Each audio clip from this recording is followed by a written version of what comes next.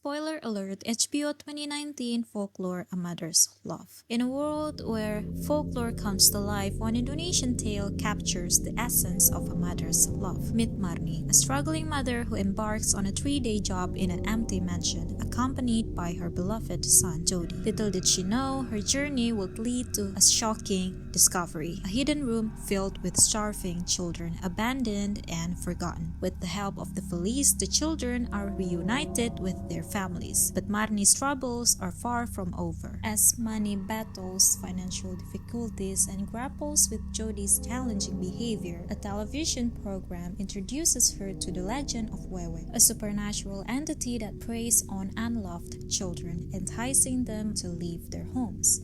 Haunted by the notion that Wewe has manipulated her thoughts, Marni begins to question her own sanity. While Jody feels increasingly unloved. Desperate for answers, Marni seeks help in a psychiatric ward, hoping to find solace and regain her sense of reality. But the truth awaits her back at the mansion's attic, where she discovers her missing son, Jody. Now filled with determination, Marni stands up to Wewe, unafraid and ready to face the entity that has tormented her family. To her surprise, Wewe approaches her without a question, instead embracing Marni and Jody, revealing a twisted form of motherly love. In this chilling tale of psychological horror, A Mother's Love delivers a powerful message about the depths of familial love and the haunting fear of losing a child. It challenges our preconceptions and reminds us that even flawed love can hold profound meaning. However, what is the true story of Wewe Gombel? What is her connection between familial love and mother-children relationship? Let's find out in today's episode, Wewe Gombel and what it's like to be a mother without children. Join us as we dig deeper into the world of Wewe Gombel. I'm your host, V from Indomie Humble Servant, at your service. Chapter 1, Etymology and History. Wewe Gombel or Nenek Gombel. Her story is steeped in tragedy, a tale of betrayal and vengeance that echoes through the ages. Nenek means grandmother in English, and Gombel is a place in Semarang, Central Java. Legend has it that in the village of Bukit Gombel, there once lived a married couple. They had spent years together, but as time passed, the husband's love for his wife waned, as he discovered she was unable to bear children. Neglected and left in sorrow, the wife's sadness grew. One fateful day, the wife uncovered her husband's betrayal, finding him entangled in an illicit affair. Consumed by rage and heartache, she committed a grave act of vengeance, taking his life. The villagers, outraged by her crime, banished her from the midst, subjecting her to endless ostracization and harassment. In the depths of her despair, she succumbed to her sadness, unaliving herself. It is from this tragic end that Wewe Gombel emerged, a vengeful spirit bound to the ancient palm tree. According to Sundanese folklore, Wewe Gombel dwells within the crown of the palm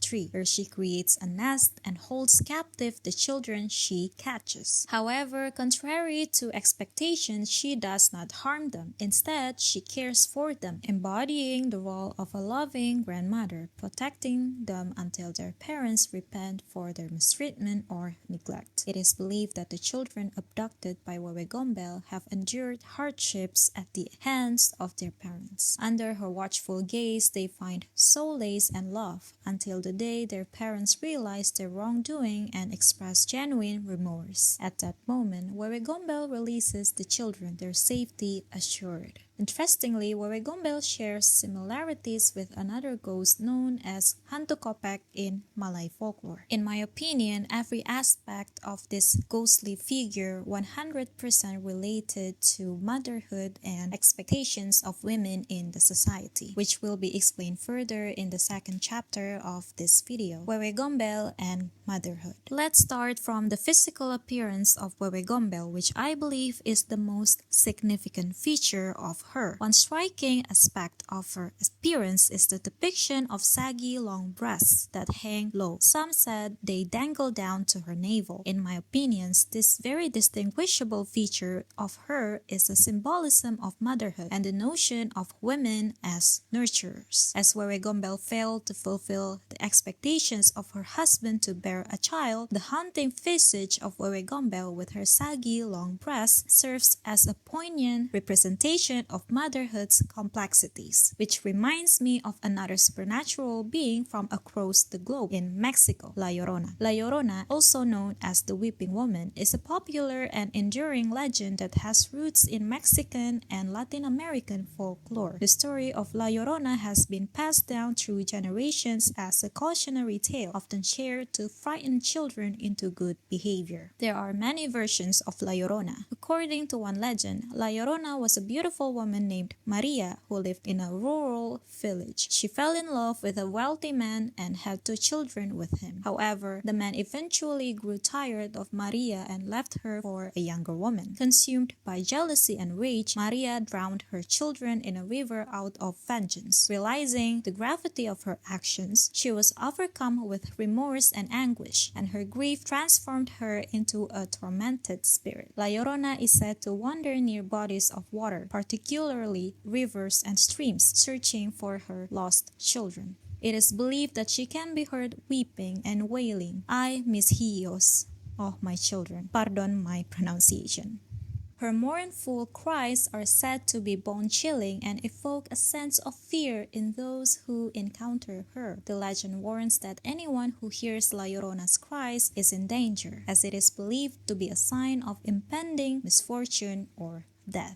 The story of La Llorona varies across different regions and cultures, with slight variations in details and interpretations. However, the core elements of a sorrowful mother, her drowned children, and her haunting cries remain consistent throughout the different versions of the legend. Although the details of story between La Llorona and Huehuegombel are inherently different, I would argue that the essence of motherhood are prevalent in both story and share a lot of similarities. Here I quote an essay titled "The Legend of La Llorona: Historical, Cultural, and Feminist Significance" by Alexia Tomio Armorer, with emphasis of supporting arguments regarding my points. Like La Llorona, who spends eternity searching for her children, women who do not follow their prescribed gender roles may be eternally punished. This is also a metaphor for the patriarchal roles forced upon women that are inescapable and make her long-suffering mothers,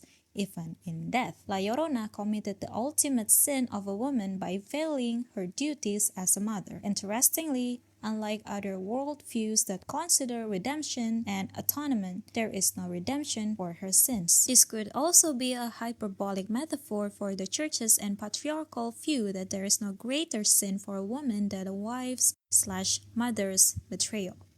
While both La Llorona and her lover abandoned those who trusted them, the female's actions were deemed far worse, showing the power imbalance and hypocrisy of patriarchal views. It is actually kind of hard to find academic essays about Huehuegombel, but based on researches that I found about La Llorona, I would argue that Huehuegombel's intention of not trying to harm the children and just want to teach the parents of these abandoned children actually displays a lot of similarity in La Llorona's psyche. While the crime they both committed is bad, it is not intentionally or inherently malevolent. Their actions are driven by a chain of reactions from their male counterparts. A man who cheated on Huehuegombel because she was unable to bear children, and a man who cheated on La Llorona because he found a younger, perkier woman. The story of Huehuegombel weaves a delicate tapestry of tragedy, motherhood, and womanhood. In her ghostly existence, she stands as a reminder of the consequences of betrayal and neglect, offering a chance at redemption for parents who wronged their children. If you're enjoying this video, subscribe, like, comment on what do you want to see next, and don't forget to turn on the notification. I'm Fee from Indomie Humble Servant at your service. Bye!